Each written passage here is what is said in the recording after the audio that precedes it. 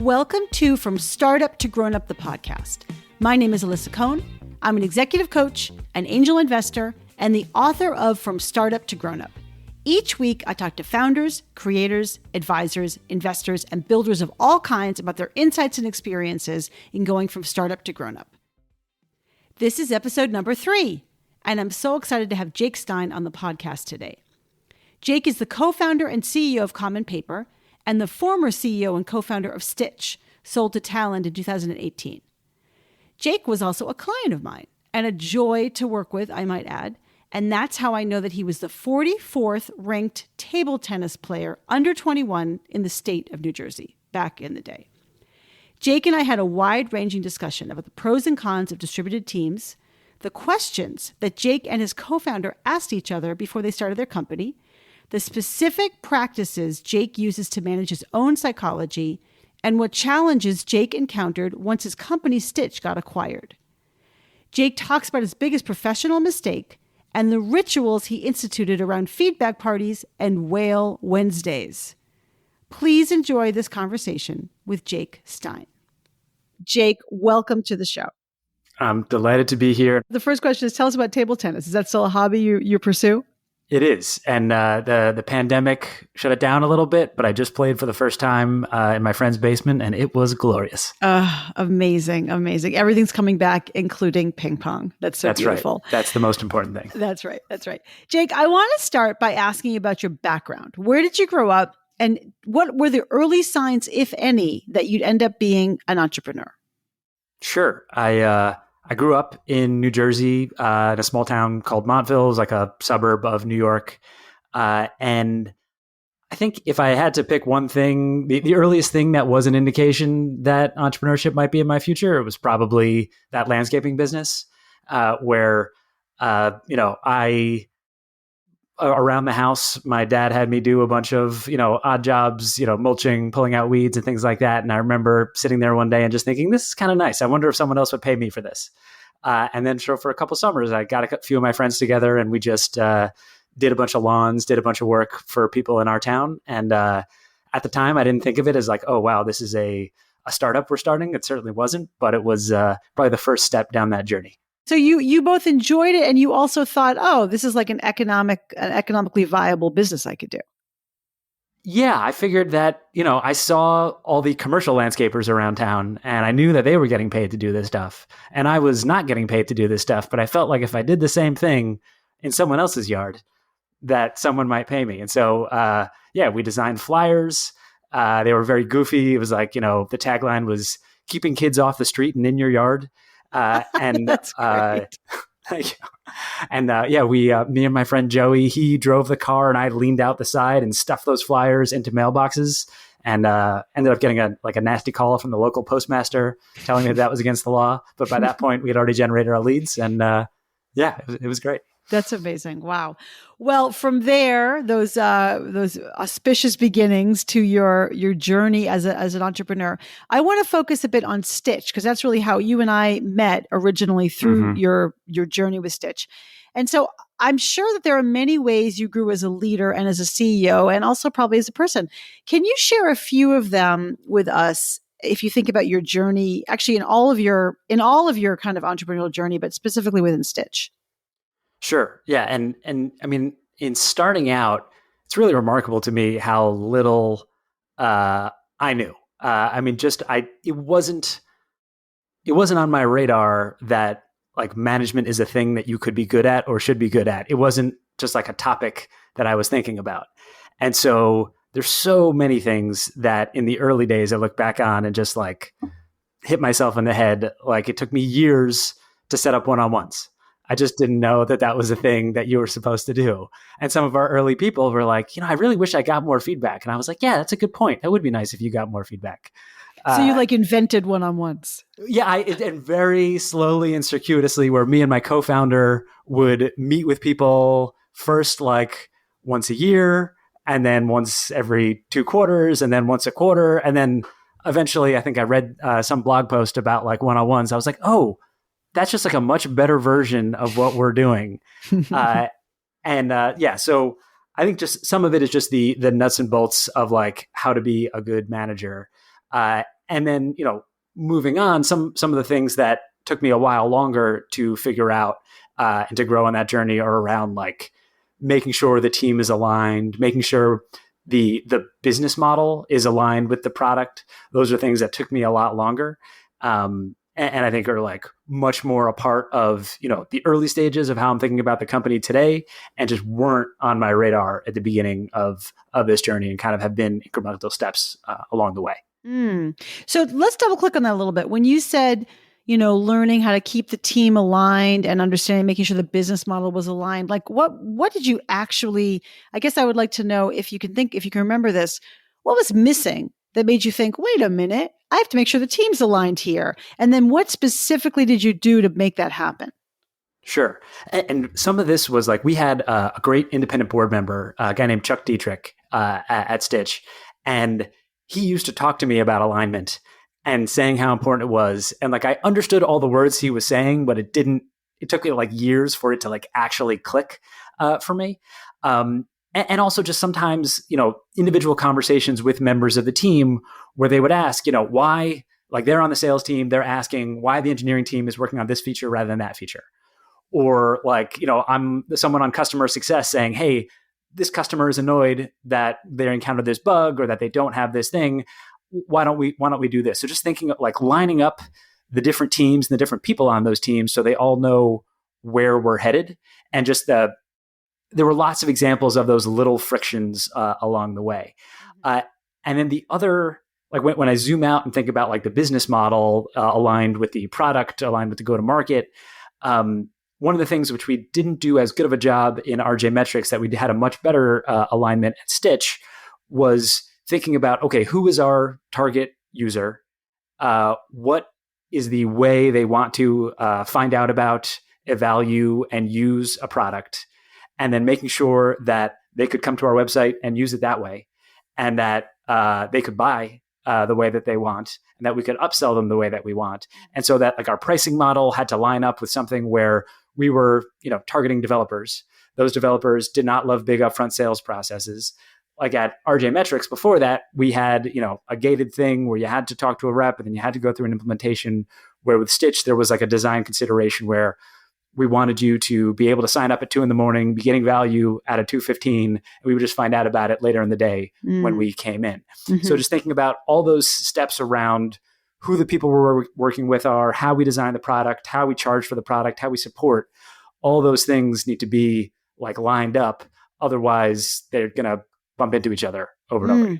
Yeah, so true. And so how did you line those things up? I mean, I'm sure there was some deep thinking, but then also how did you like then talk to people about it? And then I'm sure you had to re-talk to them about it, right? Because people forget. This is a great point. Yeah. So I think part of it is just talking about it explicitly, writing it down, and like making an affirmative decision rather than having things just happen. So that's step one. The other thing, which came very, very unnaturally for me, and it's still a challenge, but I think is better than I used to be, is just repeating stuff over and over again. Mm-hmm. And to the point that it seems like awkward to me, where like I, for a long time, it blew my mind that I would talk to people and they weren't clear on the vision or they weren't clear on the mission. And then so I started, I just like in every all hands meeting, I had a slide about, our mission and what we were doing and the vision and who we were serving. And I would like pick one. And I actually went through a couple different iterations on how to incorporate it, because at first I talked about everything, every all hands meeting, and that felt kind of repetitive. And then what I did was like, I just picked at least one or two things from that slide. So we started every meeting with the same slide. And I said, today we're going to talk about an example of transparency and how it worked and what it cost us, but what it got us. And so just like over and over again, talking about how all these things fit together and how it actually relates to what is going on in our business on a regular basis. Mm-hmm.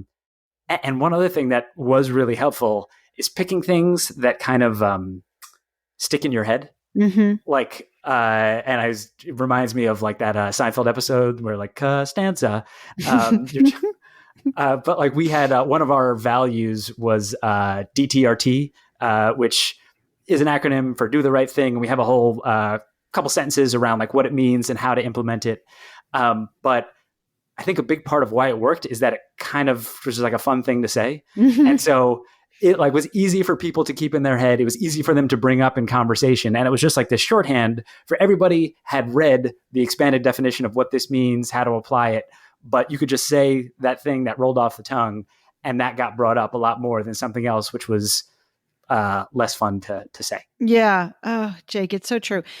For a long time, as a coach, I try to constantly like give people tools and memes to remember.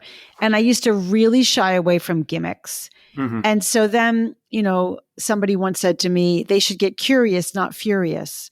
And I was like, whatever. But now I use that all the time by myself because it's actually like super helpful when things rhyme or when they have some play on words or they're fun to say, because to your point that they are memorable. And actually, it's not that they understand, it's that they remember.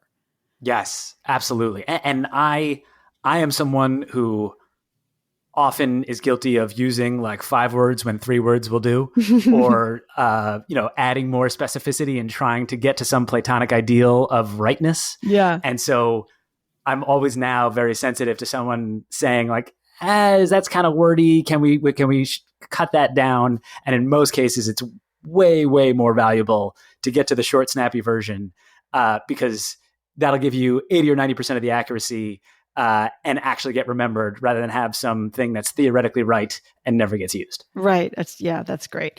So Jake, I'm curious about some of the other specific skills that has to do with what you were just talking about with managing other people. Were there other specific skills that you had to learn or that came easy to you in terms of either managing yourself or managing the business? I would say, one of the things that I had the most challenges with, and also feel like I've made a lot of progress on, but it's still an ongoing challenge, is just like managing my own psychology. There's inherent in this business of, starting a company and seeing it grow and having occasional dips and problems, is just like a roller coaster of emotions. And so trying to make sure that, number one, I can at least just manage and deal with the peaks and the troughs better, but then also set the right tone for the rest of the team, because I often have information that they don't have, and folks are cognizant of that information asymmetry, and they're looking to me to be like, okay, we just came out of a board meeting, or he just came out of a board meeting. Does he look pissed off? Right. Or does he look excited? Right. And what does that mean? And does that mean that, the company's going down the tubes and he just hasn't told me yet? So thinking about like, what is the nonverbal cues I'm sending to the rest of the team, and then also just how I modulate my own happiness or frustration or excitement or whatever, given a big customer just signed on, or a big customer just churned, or we didn't close the round, or we did. Yeah. I think that is like so hard for all founders. The journey is inherently kind of filled with ups and downs. And actually, while we're on this topic, since it's filled with ups and downs, I can imagine for you don't always know if you're winning. You think you're winning, but then you have a setback. And so it can be like a little bit circuitous. How do you personally deal with the bad moments in your day to day? There's a couple different things that I do. One is, I have a meditation practice, which has been really helpful just in terms of dealing with those day-to-day things. There's sometimes that I don't do a great job of dealing with it, and I get really frustrated, and I go for a walk, or I go for a cry or something like that. And that honestly helps. And there's this concept of, I think this is from like a Ben Horowitz essay around feeling pressure versus applying pressure. And I found that very helpful, where sometimes if I like feel like, everything is caving in on me, and, someone just quit and the thing didn't work out, and think like, oh my gosh, I just can't handle all this. I remember I actually don't have to handle all this. There's a group of people around me, and I can ask more of them. And since they are amazing people, they deliver on that, and they, under pressure, they do great. And so like, just thinking about, we are a whole, it is not necessarily up to me to handle all this and fix all this. And that has been really helpful. And the other thing is like I recently started doing just like a little gratitude journal where every day in the morning and before I go to sleep, it's super simple. It's just like 3 bullet points, things that I'm grateful for. And it might be things at work. It might be things personally. There's just so many things going right, even on my worst day.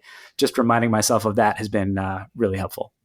That's amazing. A very powerful practice. It's really great. So speaking of people around you, let's talk about co-founders, right? Because you certainly had a co-founder at Stitch. I know you have a co-founder at Common Paper. I think they're 2 different co-founders, but talk about how you met your co-founder, maybe back from Stitch, and talk about your relationship and some highlights and lowlights. Sure. So Bob is my co-founder from RJMetrics and Stitch. And we met at a summer internship and then first job out of college at a firm called Insight Venture Partners, and just became friendly there. It was a small like analyst class, only like 6 or 7 people. And so got to know each other working there. And he was the one, like I was very interested in a startup and I had a lot of ideas that I wasn't thrilled about. And he was the one that had the specific idea that we ended up doing. So it was great for a lot of reasons, both because I knew him and I had like worked with him and seen and like respected him already. So it wasn't as big of a leap. And it was great where I feel like we had a very professional focused relationship at first. And then over the years of working together, developed a really close friendship as well. And we're now, even though we're not working together day to day, we catch up frequently. I'm actually going to his house tomorrow. It's still like something where I go to him for advice, he goes to me for advice, and we are very philosophically aligned about how a lot of areas. So he's an amazing sounding board. At Common Paper, my co-founder is a guy named Ben, and he actually was started as an engineer at RJMetrics and was promoted. And by the time the company got acquired, he was leading the engineering team at Magento. Just an amazing human. And like, as I was setting out to start this business and thinking about like who would be the right person, again, it was a lot of similar things where like very valuable to have worked with someone in a professional setting. And like, I knew him somewhat, socially as well, but it wasn't as close. And I think we've been at Common Paper only for a little while, but it's been so great spending time with him. And the thing that I think I got lucky with Bob and then made a very deliberate choice with Ben is thinking about like the people that you spend the most time with, the handful of those people, you end up becoming sort of like the average of those people. And that's not an original idea to me. I don't know where I heard it, but just thinking about what a solid person Bob is and what a great person Ben is, and thinking about that, like, this is hopefully going to be a many, many years process, and having Ben rub off on me and having him like learning from him and working with him is just something I'm super, super excited about. That is great. And so that you're talking there about sort of the personhood, like humanity of these 2 people, the character of these 2 people, which is amazing. Especially when you think, because Bob, you've had kind of a long journey with, when you think about first becoming co-founders with Bob, either at RJMetrics or again, as an opportunity at Stitch, did you do anything formal to kind of align your values and your vision as co-founders? Like I recommend in my book, From Startup to Grown Up, doing a co-founder prenup. Like the idea that it's not really an agreement as much as it's a set of questions that you can ask each other and keep revisiting as you go forward to stay aligned. Did you do anything like that? So the short answer is with Bob, no, and with Ben, yes. This is another case where I think I got really lucky before and tried to be a lot more deliberate about it now. And in both cases, it's working out great.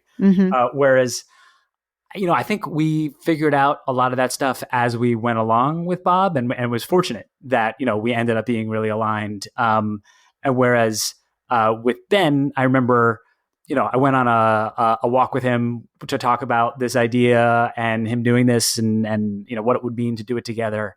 And then the next day he sent me this huge email with a bunch of questions. Oh, wow. Yeah, it was great.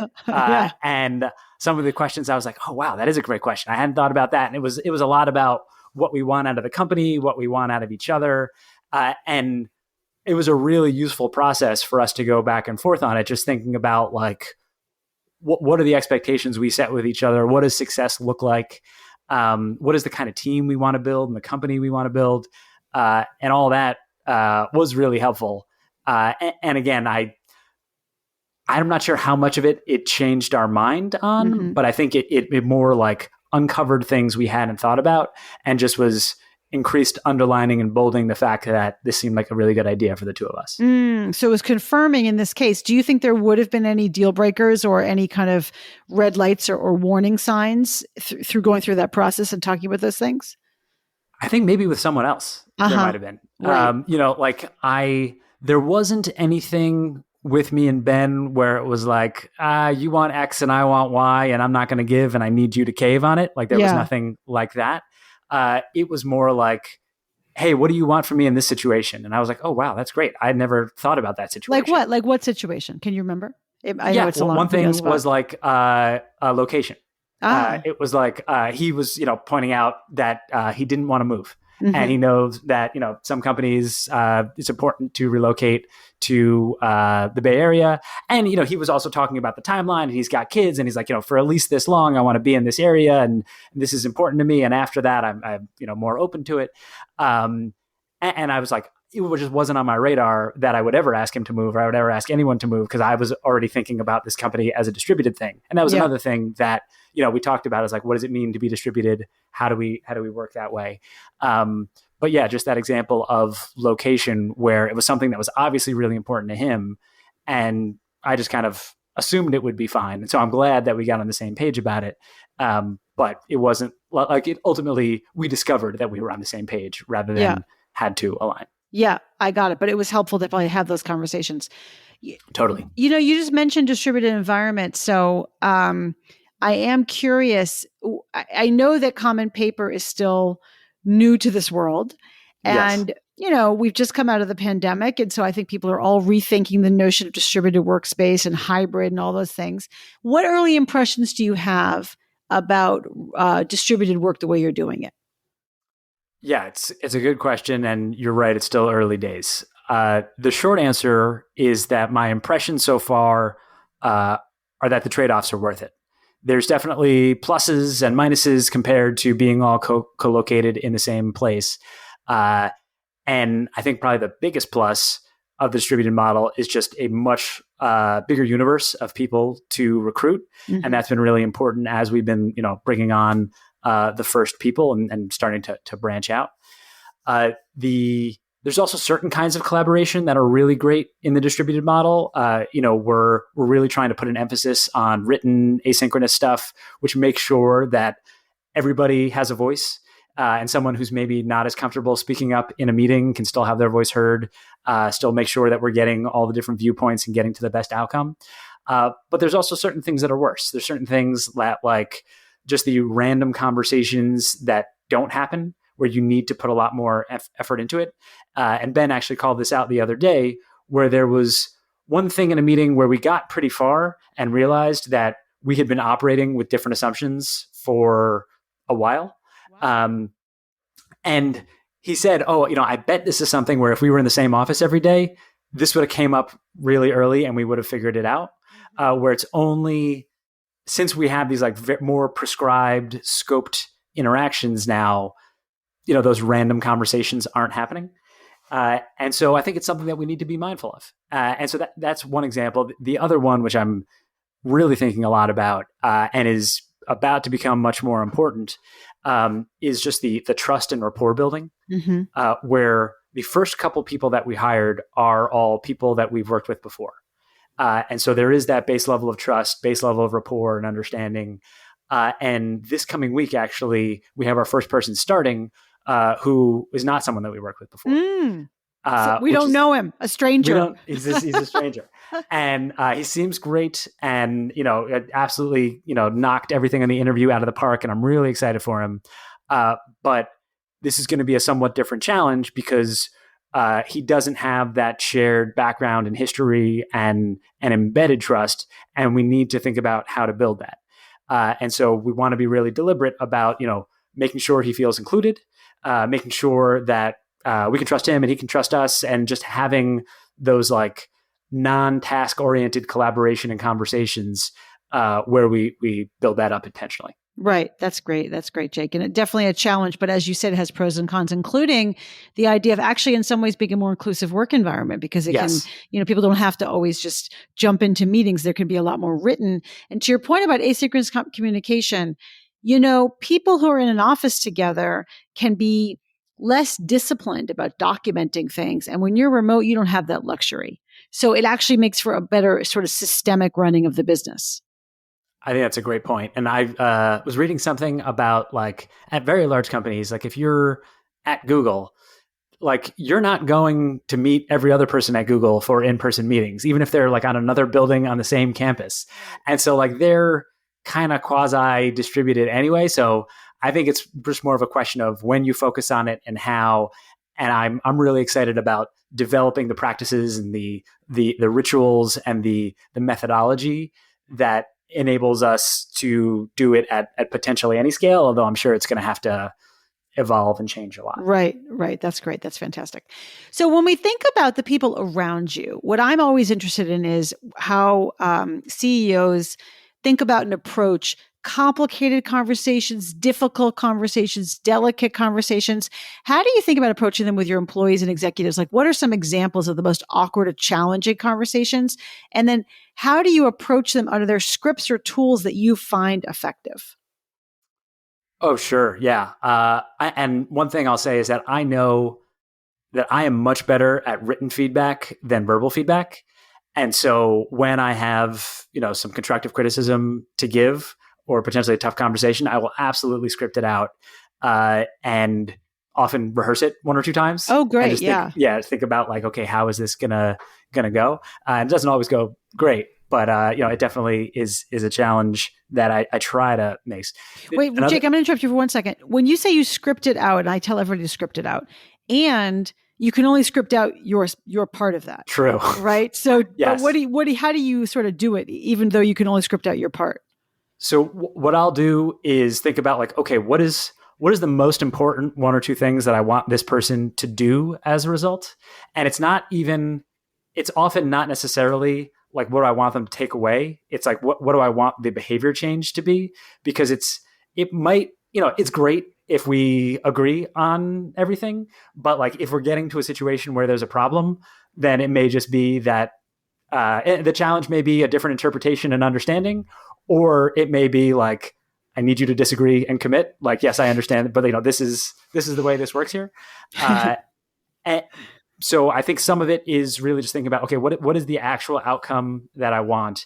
And then I try to have at least one, hopefully two or three examples of the specific thing I'm talking about, because there have been many times where I've said, here's a challenge and I want you to do this differently.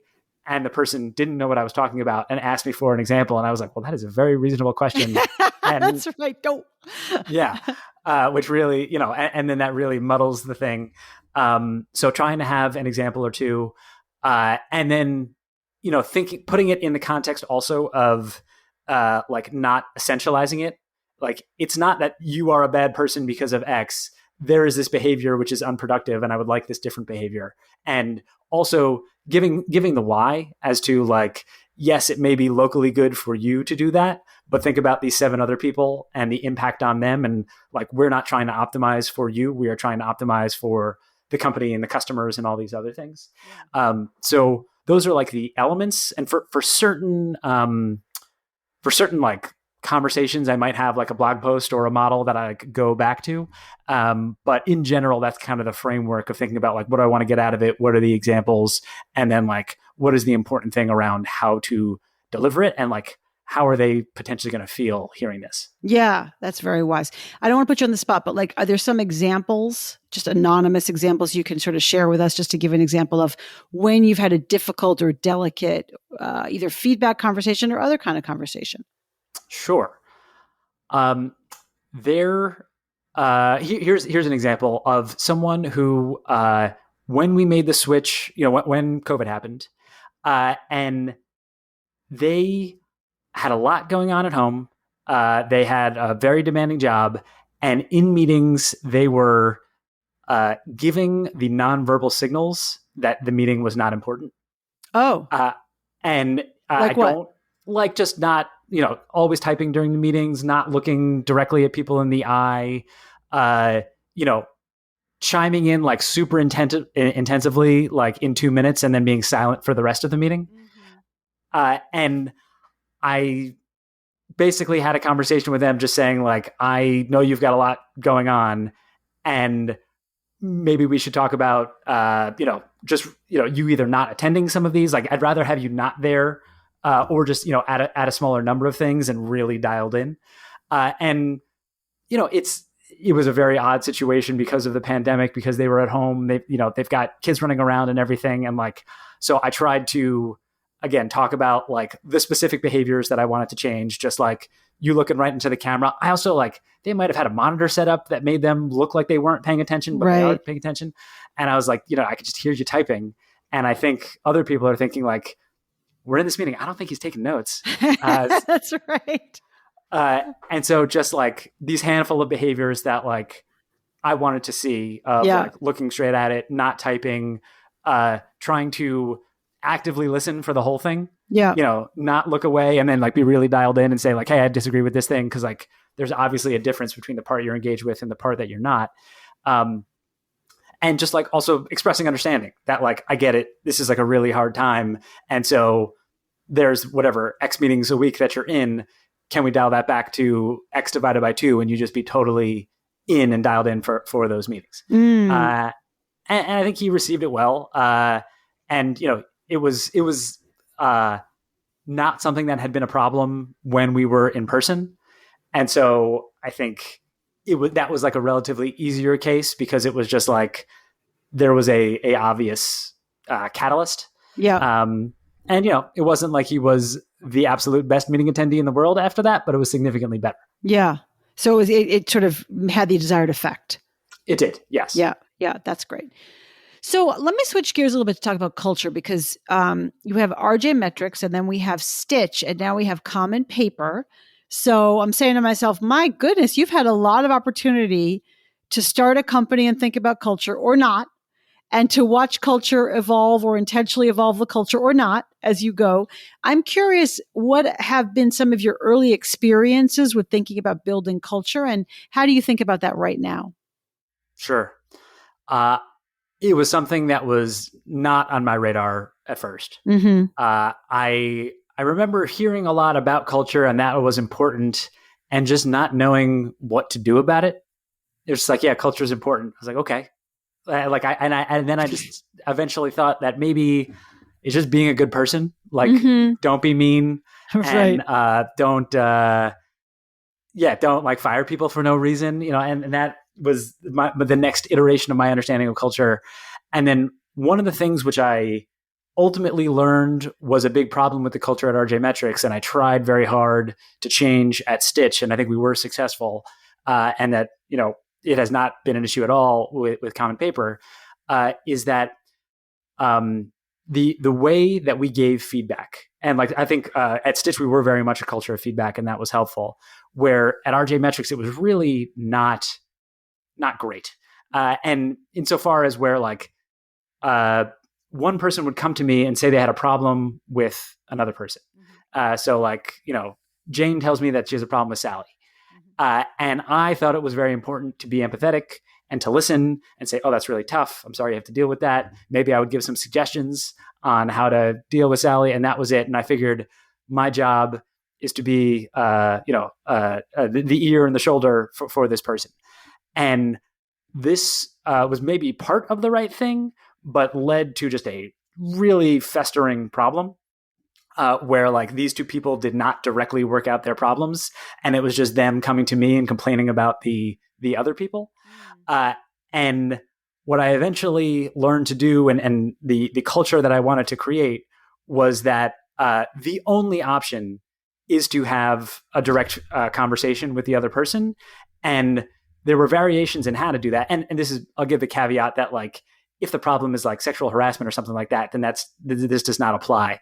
But for the vast majority of like day-to-day workplace things, if Jane comes to me and says, Sally is, doing this thing wrong, I'll listen, I'll maybe ask some questions, and I'll say, okay, would you like to have a one-on-one conversation with Sally, or would you like me in the room?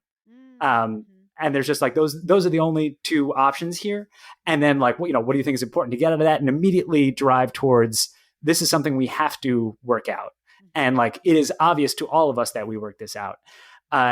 And that sort of feedback is something we tried to bake into the evaluation process, where we included 360 reviews, where we had regular, and it was all written, and there was this cadence, and like we had little review parties where the day it was due, people hung out in the kitchen and we got, food, and like it just tried to make it something where like, this is a recurring ritual of giving feedback to each other. Wow. That is just like part of our job. Yeah. And everyone knew to expect it.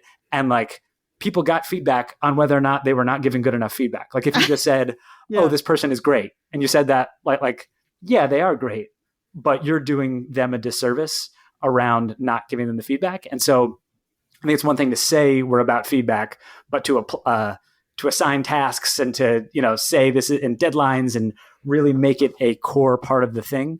And then just one other example of this, trying to create a culture of feedback. I was incredibly grateful that over time, people became comfortable with giving me feedback in like public settings. And I tried to celebrate and say thank you every time I got it. Where like, I remember I introduced something at an all hands meeting. Our head of product, a guy named Mark Franz, raised his hand and said, I see you introducing this and it's maybe a good idea, but like, I feel like this is something that it's kind of a missed opportunity that we weren't all brought in on this, and it like made it part of like a decision process. And like, it totally threw me back on my heels. And I was like, that is a great point. Thank you very much for raising that. And just, kind of publicly celebrating him for giving me feedback, I think enabled everyone else to see that this is a good thing to do. And it's not just to me, it's not just from me, but from and to everybody on the team. Yeah. Wow. That is a very powerful CEO moment where you sort of showcase to everybody, hey, everybody, feedback is good, not bad, even to me. That's amazing, Jake. But I got to rewind the tape a little bit. Feedback parties? What? Yeah. Can you tell us about the feedback parties? I think and that's maybe some creative branding, where we use a tool called Small Improvements, and I'm sure there's a bunch of other things you could use, where it's where we kept track of our one-on-ones, where we kept track of our like written feedback once a quarter, where the manager gives feedback to the team member. The team member self-assesses, and then we assign out some representative people that they work with for 360 feedback, from different teams and whatnot. And every cycle, Sam, our head of people, she would set deadlines and say, this needs to be done here, this needs to be done there. And invariably, everyone's busy. Right. They'll, wait until like the day before the deadline, and they say, oh crap, I've got 4 people that I need to give feedback to. And it's not something that you could just do in 3 minutes. Like, this is like, we really want you to think about it and like write something out and be specific. And so this was like at first totally spontaneous, and then I think eventually encouraged, was that, we had this big kitchen with a lot of food and snacks, and people would like just to start like the day before it was due working on their feedback there.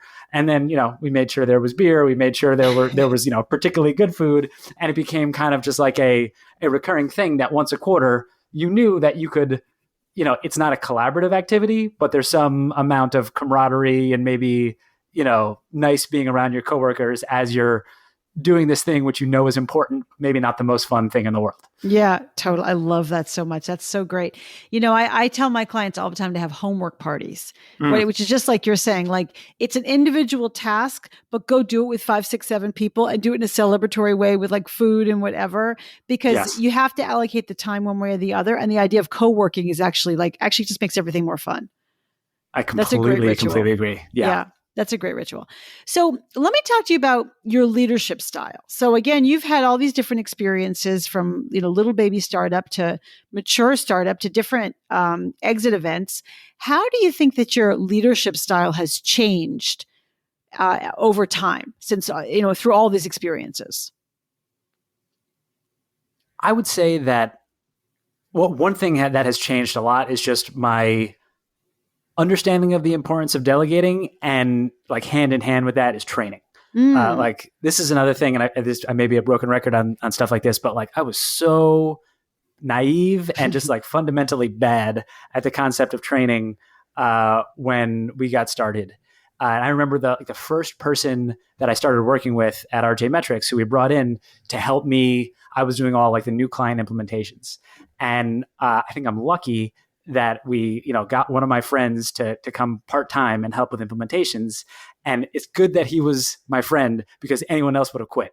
That's right. And I would just get so frustrated with him saying like, why aren't you doing this better? Like why, like you're supposed to be helping me out with this. It's taking me 10 times as long now. Right. I'm like, why don't you get this? And he fortunately pushed back on me and like said like, this is just some product that you guys made. Nobody else in the world knows how to do this. And I was like, oh, that is a very good point. Yeah, of course you don't know how to do this. And he figured it out, and he, together with him and other people that we brought on board, started to have more of like a formal training process. And then ultimately, like now at Common Paper, we have like, here are all the things that we want to get done before the person starts. Here's all the things we want to get done in their first week. Here's all the things we want to get done in the first 2 months. What are some of those things? What are some of those things, Jake? So yeah, sure. Some of the like, before they start, it's a lot of box checking things like HR, compliance, sign their NDA, stuff like that. In the first week, for the engineer that's about to start, their first day, hopefully they are going to ship some code in some form. Maybe it's just, typo correction, but all the way into production. There's also things around like having one-on-ones with different members of the team, watching customer testimonials of other people in our industry. Like you need to develop context on what the landscape of competitive and complementary tools are out there. And so this is a 20-minute video. It's a webinar, and you got to watch that. Mm-hmm. There's also stuff like we have this like goofy tradition where the first Wednesday of every month, everybody wears a whale t-shirt, and it's Whale Wednesday. Whale Wednesday, folks. Whale Wednesday. Here first. This is the most important thing for a startup. If you're not doing this, you're doomed to failure. And so like in their first week, one of the tasks is buy a Whale Wednesday compliant t-shirt. And then in the first 2 months, it's like, make sure to wear your Whale Wednesday on the first shirt. And then it's just something to like show off on Zoom and talk about with other people. And did you get it on Etsy, or did you get it on Threadless or whatever?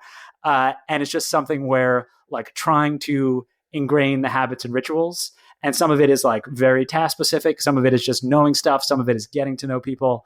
And it's really not so important what's on the list when you first make it. It's that you revisit that after the next person starts and thinks, oh, what should they have known? What did they get have a roadblock because we didn't buy their computer soon enough, or we they had a really hard time working on this first project because they didn't know this. And how would they know this? It's only because we told them to read this or watch this or things like that. Yeah. Oh, that's great. I just have to ask, how did you come up with Whale Wednesdays?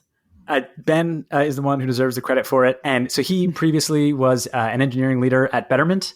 Mm-hmm. And that is a tradition that his team at Betterment has. And I actually don't know how or why that came to be. But as soon as he mentioned this to me, I was like, oh, yes, absolutely. That is entirely in line with the goofy sort of thing that works well over Zoom. That is perfect for us. Oh, that's amazing. I interviewed John Stein, the founder of Betterment. Do you know John? I don't. Same last name, unrelated. Yes, a very good last name on that. Very good last name. I am a Betterment customer. Yeah. Oh, good. John was very. What I loved about John and talking to him is that he actually said to me, in some ways, I feel like I started Betterment so that I could develop company culture. He's very into culture. He's very into rituals. He's very into camaraderie among the team. So it's so amazing to hear that, sort of being populated now and sent out to the world through his team. I think he'll be very gratified to hear that. Yes. And I'm assuming that this is the part of the culture that he was most into. The whales. And most wants to, spread out into the world. That's all we talked, for my book, that's all we talked about, whales. That's great. That's great. Now, Jake, how do you think about, there's a lot of people around you giving advice. Again, you've dealt with boards and you've got other folks, and certainly then you got acquired. So then you had other people, giving you advice. When do you think about taking the advice, and when do you think about discarding it, since you know your business best? Like, how do you draw that line between being open and also being like focused?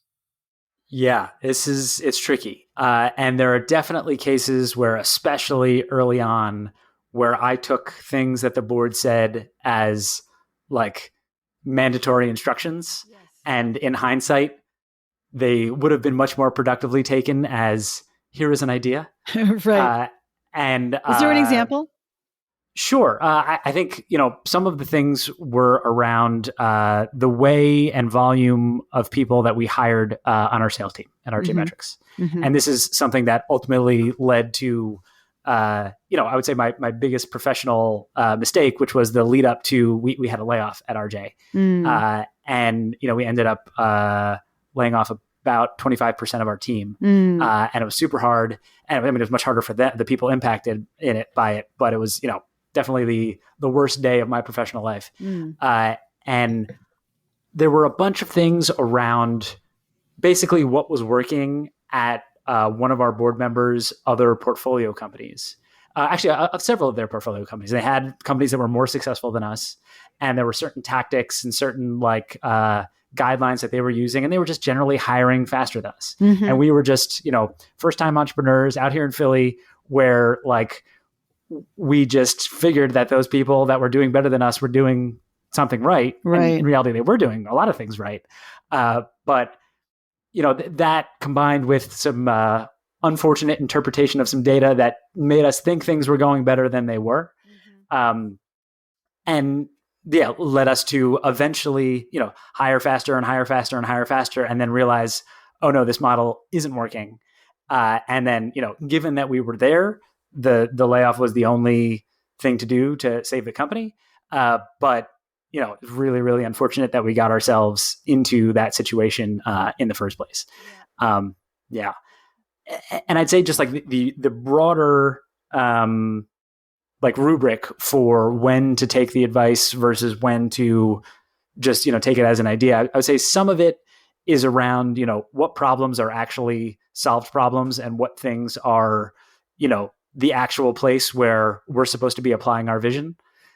Because, there's some things I feel like you really only get a handful of things that you should do truly original and different in a company. If you're innovating on everything, you're going to get a lot of stuff wrong. And so you might have a vision for the market or your product or what your customer needs, or maybe that there's some new customer that didn't buy before, but is going to start now. But we're not also innovating on our PTO policy or our, our sales comp or something like that. There's some things where, there have been many experiments. There are a handful of things that work, and we're just going to follow the best practice for that. So when we get a piece of advice hey, you're doing this really basic thing that every company does, and you're doing it wrong, or you're not moving to the next level, that is something I try to pay very close attention to.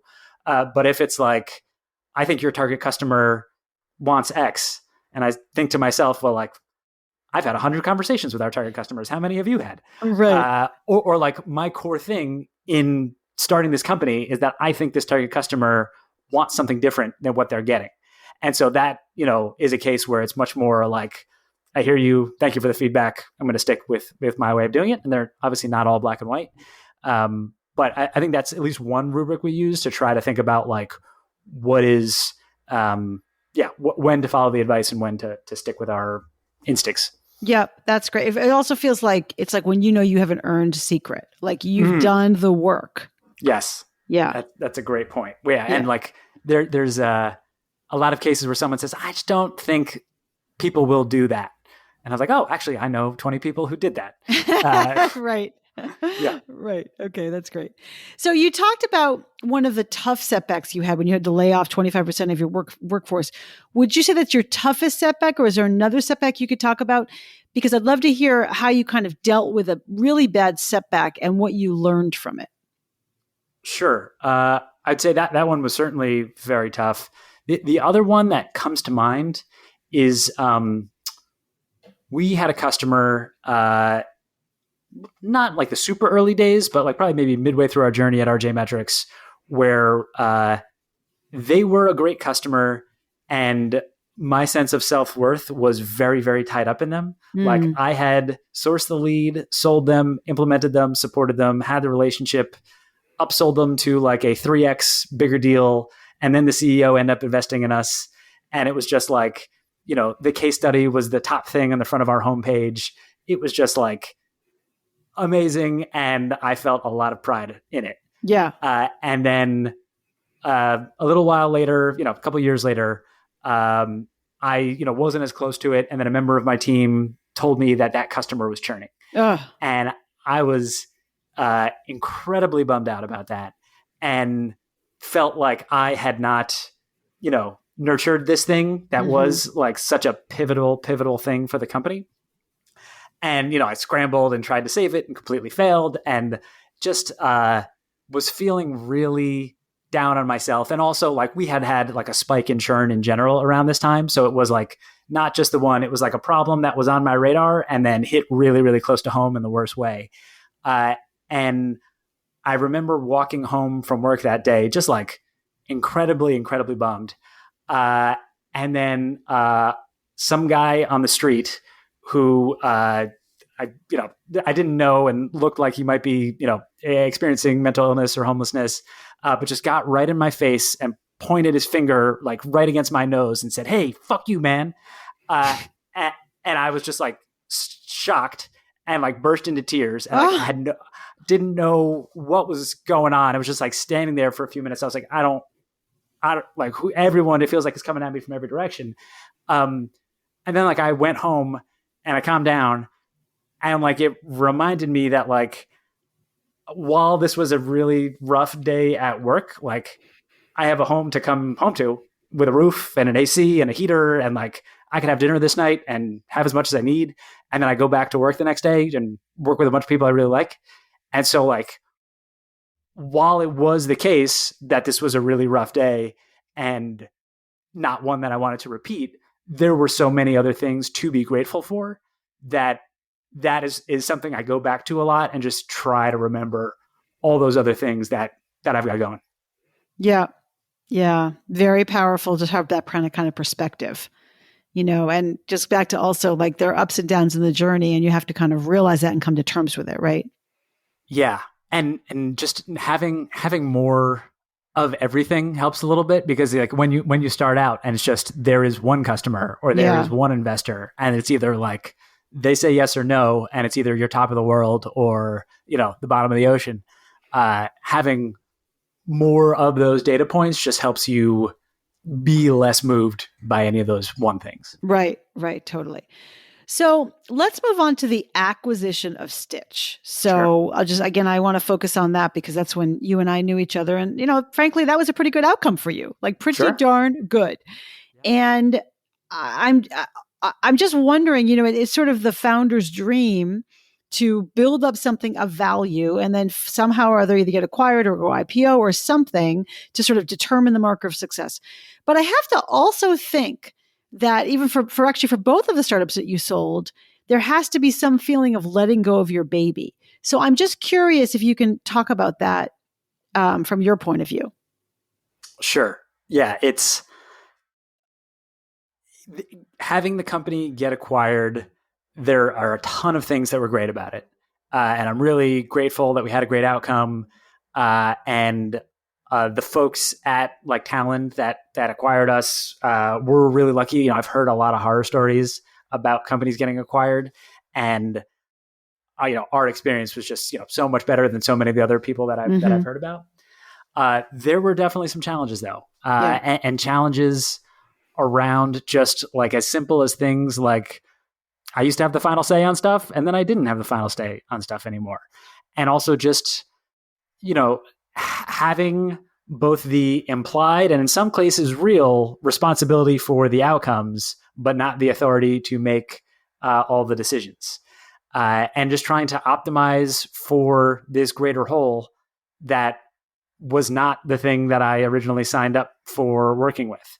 And again, just navigating like, a 1,000-person plus org going from a 30 or 40 person org, just a lot of challenges and things as simple as like what we call the product and do we change the brand name were very, very challenging, all the way to like what is our strategic vision for this company and team and product and office full of people in Philly.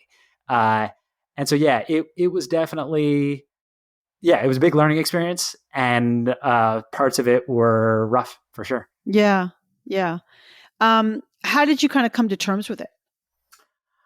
I think, and this is something that you helped me out with tremendously, but like understanding that this was all what aspects of the cohesive whole, and like the part of the journey that I had already been on and I continued to be on, where like any individual thing in isolation might seem unfair or might seem bad, but like that these things really can't be disaggregated. It's like really happy about selling the company, really annoyed that they might want to change the name of the product. Like those are the same thing. Those are not two different things. And then also thinking about this as like, oh, sure, maybe I'm annoyed dealing with this person who doesn't want us to do things the way that we want to do. But maybe it would be kind of fun to learn how to like influence people in an org. And maybe this is not something that's so alien and different than working with one of the team members that I've worked with for years. Like maybe this is, I can leverage some of the same skills, or I can learn something new. And I think just changing my mindset a little bit. And, ultimately I did decide that it wasn't somewhere I wanted to be long-term, and I ended up leaving. And like, that was always a question mark of, I had never worked at like a much, much larger company before. And so did I want to pursue that path? And it kind of helped me understand that, no, I do really want to stick at that much earlier phase. So yeah, I thought about it as almost like this is a period of learning and experimentation, a lot like the period of the very early stages of a startup is a period of learning and experimentation. And maybe your first product doesn't work perfectly, and maybe this time integrating the startup doesn't work perfectly, but both of those are potentially okay. Yeah. Yeah. Amazing, Jake. That's so helpful and quite astute. So just a few more questions for you. What do you wish you'd known earlier on your journey? Honestly, the thing that comes to mind is I wish I knew about meditation and cognitive behavioral therapy for insomnia. Those are the things that like have been most helpful for like me, managing my psychology and like insomnia from stress and whatever. Mm-hmm. Those are, if I could go back to like my 20 or 23-year-old self and give me any advice, I would like point myself to those two things. Mm-hmm. Mm-hmm. That's so wise. Managing yourself and managing your own psychology is so, it's like unsung. Nobody talks about it, but it's like so important, right? Yeah. Yeah. Totally. So does that align with advice you have for other founders? Do you have other advice for other founders as they embark on their journey to grow into leaders? Well, so yes, I do suggest that to other founders whenever I can. I'll give meditation. Yeah, just do it. Go do it. There's also like a more like business focused set of advice that I might give myself in the past, and that also might be useful. And probably the key one is thinking about the phases of a startup as more discrete rather than continuous, where like I think early in my journey, it was about like, okay, how do we make the product a little bit better? How do we get like one more customer? And that is like very useful things to focus on. And a lot of our time was correctly spent on that. But especially in the RJMetrics journey, I think we were too focused on that kind of incremental progress and not focused enough on like, okay, we've got 10 customers. How are we going to get 1,000? And I think if we had stepped back and thought like, well, what is our strategy going to be? Like, what do we need to do like qualitatively differently? I think that could have led to a better outcome with less bumps. Mm-hmm. And, it's tough to know with the counterfactual. It's definitely something that we did a somewhat better job of at Stitch, and that we were trying to do at Common Paper. We're just really thinking about like, the first phase is making sure that anybody wants the thing that you're making. Mm-hmm. The second phase is like, okay, can you like prove that you're adding some value? And then maybe the third phase is, okay, how do you scale it up? And those phases might look differently for consumer versus B2B or software versus hardware or whatever. But really thinking in advance about what are those phases and then when do we switch? Because the things that you need to do on day one are often significantly different than the things that it makes sense to do once you've proved the first thing and need to switch into the second thing. Right. So being more specific and sort of granular about those different stages and what you should be doing inside of those different stages. Right. Yeah. And then, just realizing that our success criteria should change. Yeah. So, that's great. Right. So how you determine success should change. That's great. Yeah.